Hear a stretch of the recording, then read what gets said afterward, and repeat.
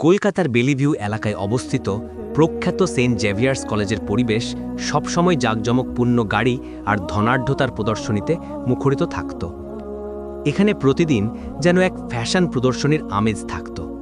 এই ঝলমলে বিলাসবহুল পরিবেশে একটি সকালে একটি ঝকঝকে কালো মার্সিডিস থেকে নামল রিয়া মিত্র। রিয়ার বাবা অরুণ মিত্র ছিলেন কলকাতার নামকরা ব্যবসায়ী। মিত্র এন্টারপ্রাইজেস পশ্চিমবঙ্গ জুড়ে ছড়িয়েছিল। রিয়ার সৌন্দর্য শুধু তার চেহারায় নয়, তার প্রতিটি অঙ্গভঙ্গিতে ফুটে উঠত। ডিজাইনার পোশাক পরা রিয়া যখনই কোথাও যেত, সবার দৃষ্টি তার দিকে ঠিকরে পড়ত। কলেজের মেয়েরা তার নকল করার চেষ্টা করত, আর ছেলেরা তার মনোযোগ আকর্ষণের জন্য ব্যাকুল থাকত। ঠিক সেই দিনই কলেজের প্রধান ফটক দিয়ে আরেকজন প্রবেশ করল, অর্জুন দাস। সাদা পাঞ্জাবি, নীল জিন্স আর একটি পুরনো ব্যাগ কাঁধে, কিন্তু তার মুখে ছিল অপূর্ব শান্তি আর চোখে গভীর গাম্ভীর্য। প্রথম ক্লাসে যখন প্রফেসর গ্রুপ প্রজেক্টের জন্য টিম গঠনের নির্দেশ দিলেন, সংযোগে রিয়া আর অর্জুন একই টিমে এলো। রিয়া অর্জুনকে দেখে তার সখীর কাছে বলল, এই ধরনের লোকও এখানে পড়াশোনা করে? মনে হচ্ছে এখন গরিব ছেলেমেয়েদেরও ভর্তি করা শুরু হয়েছে। অর্জুন শান্ত কণ্ঠে বলল, প্রজেক্টের সময়সীমা খুব কম, অযথা কথাই সময় নষ্ট করা উচিত নয়। তার এই সংযত উত্তর রিয়ার কাছে অদ্ভুত ঠেকল। সে তো সবসময় দেখত যে লোকে তার কথায় নতি স্বীকার করে, কিন্তু এই ছেলেটি মোটেই প্রভাবিত বলে মনে হলো না। এখান থেকে শুরু হলো রিয়া আর অর্জুনের মধ্যে এক নীরব লড়াই। রিয়া ঠিক করল যে এই সাধারণ অর্জুনকে তার অবস্থান বুঝিয়ে দেবে। প্রতিটি সুযোগে সে অর্জুনের সরলতা নিয়ে তাচ্ছিল্য করত। একদিন লাইব্রেরিতে যখন অর্জুন বই পড়ছিল, রিয়া জোরে বলে উঠল, এখনো বই থেকে পড়াশোনা করো? ট্যাবলেট কিনতে পারো না? তার কণ্ঠ পুরো লাইব্রেরিতে প্রতিধ্বনিত হল। অর্জুন বই থেকে চোখ না তুলে মৃদু হাসির সঙ্গে বলল, জ্ঞান অর্জনের মাধ্যম গুরুত্বপূর্ণ, তার দাম নয়। রিয়া কয়েক মুহূর্তের জন্য নীরব হয়ে গেল। পরের দিন ক্যান্টিনে অর্জুনের সাধারণ খাবার দেখে রিয়া বলল, বাড়ি থেকে টিফিন নিয়ে আসো? এখানে তো ইটালিয়ান চাইনিজ খাবারের যুগ। অর্জুন শান্তভাবে উত্তর দিল, ক্ষুধা শরীরের জন্য, দেখানোর জন্য নয়। আমি পেট ভরার জন্য খাই, ইনস্টাগ্রামে ছবি পোস্ট করার জন্য নয়। কিছু ছাত্র মাথা নাড়ল। রিয়া বিরক্ত হয়ে গেল। প্রজেক্টের মিটিংয়ে রিয়া লক্ষ্য করত অর্জুন কতটা স্থির থাকে। তার কথা কম হতো, কিন্তু সেগুলো ছিল সঠিক এবং বুদ্ধিদীপ্ত। ধীরে ধীরে রিয়ার মনে হলো, যাকে সে পশ্চাৎপদ ভাবত, তার চিন্তাভাবনা তার চেয়ে অনেক স্পষ্ট। কয়েক সপ্তাহ পর কলেজে বার্ষিক উৎসবের প্রস্তুতি শুরু হলো। রিয়া ছিল মূল আকর্ষণ। ডিজাইনার পোশাক, লাখ টাকার গয়না, নিখুঁত মেকআপ। কিন্তু তার দৃষ্টি বারবার অর্জুনের দিকে চলে যেত। অর্জুন মঞ্চের পিছনে টেকনিক্যাল টিমের সঙ্গে কাজ করছিল। সাউন্ড চেক, লাইট ঠিক করা, সবাইকে নির্দেশ দেওয়া। তার মুখে ছিল আত্মবিশ্বাস। রিয়া মঞ্চের পিছনে গিয়ে বলল, মহাশয়, মঞ্চে আসার সাহস নেই? শুধু পিছনে লুকিয়ে কাজ করতে জানো? অর্জুন হেসে বলল, প্রত্যেকের নিজস্ব মঞ্চ থাকে। কেউ তালির মাঝে দাঁড়ায়, কেউ তালির পিছনের পরিশ্রমে। তার উত্তর হৃদয়ের মধ্য দিয়ে চলে গেল। উৎসবের মূল আকর্ষণ ছিল চ্যারিটি নিলাম। রিয়া নিশ্চিত ছিল যে তার বাবা সবচেয়ে দামি পেন্টিং কিনবে, কিন্তু যখন দর কোটি টাকায় পৌঁছল, হঠাৎ একটি কণ্ঠ শোনা গেল, 10 কোটি। পুরো হল নিস্তব্ধ হয়ে গেল। যিনি দর দিয়েছিলেন তিনি ধীরে ধীরে মঞ্চের দিকে এগিয়ে গেলেন। যখন তার মুখ দেখা গেল, সবাই হতবাক হয়ে গেল। সে ছিল অর্জুন। মাইকে ঘোষণা হলো, মিলুন অর্জুন দাসের সঙ্গে। ভারতের সবচেয়ে বড় আইটি কোম্পানি দাস টেক সলিউশনসের প্রতিষ্ঠাতা ও প্রধান নির্বাহী। রিয়ার হুঁশ উড়ে গেল। যে অর্জুনের পোশাক দেখে সে তাচ্ছিল্য করত, সে আসলে একজন অর্বপতি প্রযুক্তি প্রতিভা, যে নিজের পরিচয় লুকিয়ে ভর্তি হয়েছিল। পুরো কলেজে হইচই পড়ে গেল। মেয়েরা তার চারপাশে ঘুরতে লাগলো। ছেলেরা বন্ধুত্ব করতে আগ্রহী হয়ে উঠল। কিন্তু রিয়ার হাত থেকে কিছু মূল্যবান হারিয়ে গিয়েছিল। এখন প্রতিটি কোণে অর্জুন দাসের নাম গুঞ্জন করছিল। যাকে উপেক্ষা করা হতো, তার মিন এখন তারই ভিড় লেগে গিয়েছিল। কিন্তু রিয়া চুপচাপ নিজের সঙ্গে লড়াই করছিল। প্রতিটি তাচ্ছিল্য, প্রতিটি মজা এখন তার মনে গুঞ্জন করছিল। কয়েকদিন পর সে সাহস জুটিয়ে লাইব্রেরিতে অর্জুনের কাছে গিয়ে বলল, আমাকে মাফ করে দাও, আমি তোমাকে ভুল বুঝেছিলাম, খুব নিচু দেখানোর চেষ্টা করেছিলাম।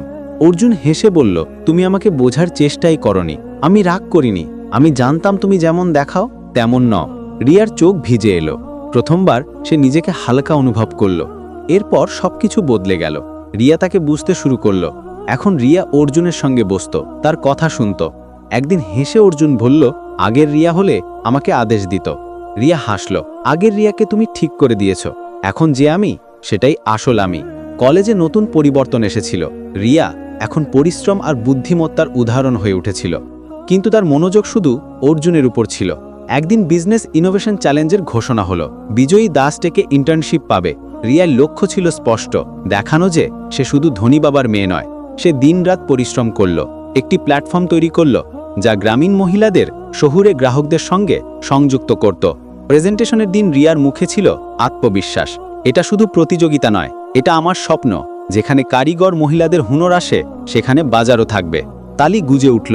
অর্জুনের চোখে ছিল গর্ব। তখনই শ্রেয়া সেন অভিযোগ করল, এই আইডিয়া আমার ছিল, রিয়া কপি করেছে। রিয়া হতবাক হয়ে গেল। অর্জুন উঠে দাঁড়ালো, প্রমাণ পরীক্ষা করে ঘোষণা করল, সত্য হৃদয় থেকে বেরোয়। রিয়ার প্রজেক্টটার নিজের চিন্তা। বিজয়ী রিয়া মিত্র। সেই সন্ধ্যায় বাগানে রিয়া বলল, অর্জুন, তুমি আমার চিন্তাভাবনা বদলে দিয়েছ। আমি তোমাকে ভালোবাসি। অর্জুন তার হাত ধরল, আমিও তোমাকে ততটাই ভালোবাসি। কিন্তু এই সুখের মুহূর্তে ঝড় আসতে চলেছিল। বাড়ি ফিরে রিয়া দেখল তার বাবা অরুণ মিত্র রেগে আছেন, সঙ্গে ব্যবসায়ী বিশ্বজিৎ রায় বসেছিল। এটা কি শুনছি, তুই কোনো গরিব ছেলের ফাঁদে পড়েছিস? বাবা চিৎকার করল। পাপা, অর্জুন ভালো মানুষ। ভালো মানুষ? অরুণ হাসল। তার কি হিসাব আমাদের সামনে? আমাদের 1000 কোটি টাকার সম্পত্তি। বিশ্বজিৎ রায় বলল, তোমার মেয়ের বিয়ে আমার ছেলে রাহুলের সঙ্গে হোক। সে আমেরিকা থেকে ডিগ্রি নিয়ে এসেছে। আমি রাহুলের সঙ্গে বিয়ে করব না, আমি শুধু অর্জুনকে ভালোবাসি। অরুণের মুখ কঠিন হয়ে গেল। যদি তুই এই অর্জুনের সঙ্গে মেলামেশা বন্ধ না করিস, আমি তাকে শেষ করে দেব। 3 দিন সময়। সেই রাতে রিয়ার চোখে ঘুম এলো না। পরের দিন সে অর্জুনকে সব বলল। আমি তোমার বাবার সঙ্গে দেখা করব।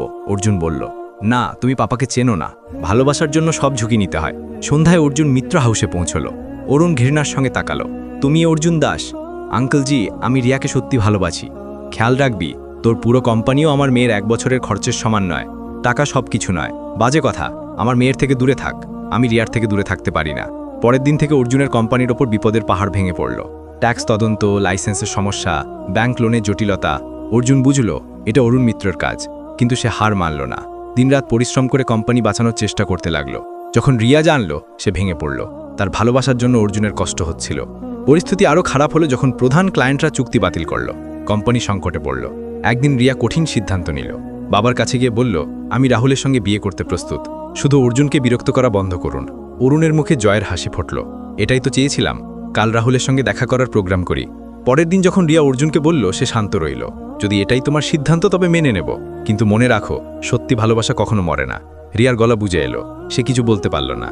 1 সপ্তাহ পর রিয়া আর রাহুলের বাগদানে জাঁকজমকপূর্ণ আয়োজন হলো। রিয়া সুন্দর লেহেঙ্গা সেজেছিল, কিন্তু তার চোখে আনন্দ ছিল না। রাহুল ভালো ছেলে ছিল, কিন্তু রিয়ার হৃদয় ছিল অর্জুনের কাছে। বাগদানের রীতি শুরু হওয়ার আগে হঠাৎ মূল দরজা দেখেও এলো। সবার দৃষ্টি ঘুরল। সেটা ছিল অর্জুন, দুর্দান্ত শুটে। অরুণ রাগে ফেটে পড়ল। এর সাহস কি করে হলো? অর্জুন নির্ভয়ে এগিয়ে গেল। মাইকে পৌঁছে বলল, আমার কিছু বলার আছে। অর্জুন পকেট থেকে কাগজ বের করল। আমি অরুণ মিত্রজিকে কিছু দেখাতে চাই। এটা ফোর্বসের রিপোর্ট, ভারতের সবচেয়ে ধনী ব্যক্তিদের তালিকা। অরুণের মুখ ঠ্যাকাশে হয়ে গেল। এতে 47 নম্বরে অরুণ মিত্র আর 3য় নম্বরে অর্জুন দাস। আমার সম্পত্তি তার চেয়ে 15 গুণ বেশি। পুরো হলে হট্টগোল শুরু হয়ে গেল। অরুণ হতবাক, এটা কি করে সম্ভব? অর্জুন হাসল, আমি শুধু দাস টেক তৈরি করিনি, গত 5 বছরে আন্তর্জাতিক স্তরে অনেক কোম্পানি কিনেছি। আমেরিকা, ইউরোপ, জাপানে আমার অফিস আছে। তোমার দেওয়া সমস্যা আমার একটি ছোট শাখাকে প্রভাবিত করেছে। অরুণের কথা বন্ধ হয়ে গেল। কিন্তু টাকা সবকিছু নয়। আমি শুধু এটাই বলতে এসেছি যে আমি রিয়াকে সত্যি ভালোবাসি। যদি সে খুশি থাকে, তবে তার খুশির জন্য আমি দূরেও যেতে পারি। রিয়া আর সহ্য করতে পারল না। সে বাগদানের আংটি খুলে রাহুলের হাতে দিয়ে বলল, মাফ করো, কিন্তু আমি তোমার সঙ্গে বিয়ে করতে পারবো না। আমার হৃদয় অন্য কারো কাছে। সে দৌড়ে গিয়ে অর্জুনের গলা জড়িয়ে ধরল। আমি তোমাকে ছেড়ে যেতে পারি না। পুরো পৃথিবী বিরোধিতা করলেও পুরো হল তালিতে ফেটে পড়ল। অনেকের চোখ ভিজে এলো। রাহুল বলল, আঙ্কেলজি, সত্যি ভালোবাসার সামনে সবকিছু ছোট। আমি রিয়ার খুশি চাই। অরুণ কিছুক্ষণ চুপ করে রইল। তারপর ধীরে বলল, হয়তো আমি ভুল ছিলাম। আমি শুধু টাকা দেখেছি, মানবিকতা নয়। তারা অর্জুনের কাছে এলো। বাবা, তুমি কি আমাকে মাফ করতে পারো অর্জুন? অর্জুন তাদের পা ছুল। আঙ্কেলজি, আপনি আমার হবু বাবা। আমি আপনার সম্মান করি। অরুণের চোখ ভিজে এলো। তিনি অর্জুনকে জড়িয়ে ধরল। 6 মাস পর বসন্তের মৌসুমে রিয়া আর অর্জুনের জাঁকজমকপূর্ণ বিয়ে হলো। 1 বছর পর তারা একসঙ্গে একটি চ্যারিটি ফাউন্ডেশন শুরু করল। যা গরিব শিশুদের শিক্ষার জন্য কাজ করে। রিয়ার অ্যাপও সফল হলো এবং হাজার হাজার গ্রামীণ মহিলার জীবন বদলে গেল। আজ যখন রিয়া বারান্দায় সূর্যাস্ত দেখে, অর্জুন কাছে এসে বলে, কি ভাবছো এই যে আমি কতটা অহংকারী ছিলাম? তুমি শিখিয়েছ যে আসল সুখ সত্যতায়। অর্জুন তার হাত ধরে। আমরা একে অপরের কাছ থেকে শিখেছি, এটাই তো ভালোবাসা। দূর থেকে তাদের ছেলে আরাধ্যের কণ্ঠ শোনা যায়, যে দিদিমার কাছে গল্প শোনার জেদ করছে। অরুণ এখন তার সময় পরিবার আর সমাজসেবায় কাটান। রিয়া আর অর্জুনের ভালোবাসার গল্প আজও কলকাতায় বিখ্যাত, যে কিভাবে এক অহংকারী মেয়ের হৃদয় বদলালো, কিভাবে সত্যি ভালোবাসা সব বাধা পার করল। কলেজের ছাত্ররা আজও তাদের উদাহরণ দেয়। সেই বেঞ্চ যেখানে রিয়া প্রথম মাফ চেয়েছিল আজও লাইব্রেরিতে আছে, তাতে একটি ফলক লাগানো আছে, সত্যি ভালোবাসা সবকিছু জয় করে। এটাই এই গল্পের আসল বার্তা। টাকা, খ্যাতি, দেখানো সাময়িক, কিন্তু সত্যি ভালোবাসা, সম্মান আর মানবিকতা চিরন্তন। রিয়া আর অর্জুন প্রমাণ করল যে সত্য, নিয়ত আর পরিষ্কার হৃদয়ের সামনে কোনো বাধা টিকতে পারে না। আজও যখন কোনো তরুণ ভালোবাসার পথে সমস্যায় পড়ে, লোকে রিয়া আর অর্জুনের গল্প শোনায়, যে দেখো সত্যি ভালোবাসা কিভাবে সব কঠিনকে সহজ করে দেয়। এই গল্প শেখায় যে জীবনের সবচেয়ে বড় জিনিস হলো সত্যতা, ভালোবাসা আর মানবিকতা। বাকি সব ক্ষণস্থায়ী। রিয়ার মতো অহংকারী মানুষও বদলাতে পারে যদি সঠিক পথ দেখানোর কেউ থাকে। অর্জুনের মতো ধৈর্যশীল মানুষ সবসময় জয়ী হয়, কারণ তাদের কাছে সত্যের শক্তি থাকে।